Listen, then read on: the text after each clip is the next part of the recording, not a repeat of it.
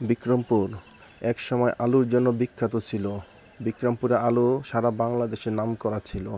এখন বিক্রমপুরে অনেক জায়গায় আলু চাষ হয় না। এখনও পূর্ব দিকে আগের মতো হয়, তবে পশ্চিমে আস্তে আস্তে কমে যাচ্ছে। আলুর পরিবর্তে অন্য ফসল আসছে। আর বিক্রমপুরে এখন চাষাবাদ একদম কমে যাচ্ছে। বিক্রমপুরে মানুষ ব্যবসা বাণিজ্য বাইরে আছে, অন্য সাইড নিয়ে বিক্রমপুরে মানুষ ব্যস্ত থাকে। চাষাবাদের দিকে বিক্রমপুরের আগ্রহ তেমন একটা নেই। তারপরও কিছু মানুষ এখনও ধরে রেখেছে, যেমন আলু বুনেছে, এর পাশাপাশি ভুট্টা দেখা যাচ্ছে কিছু। ভুট্টাও আমাদের এখানে কম হয়। প্রাকৃতিক সৌন্দর্যে মাঝে মাঝে আমরা বের হলে এগুলো দেখি এবং মন ভরে যায়। মন চাইলো একটু প্রাকৃতিক ফসলের একটি ভিডিও আপলোড করলাম। ভালো থাকুন সবাই।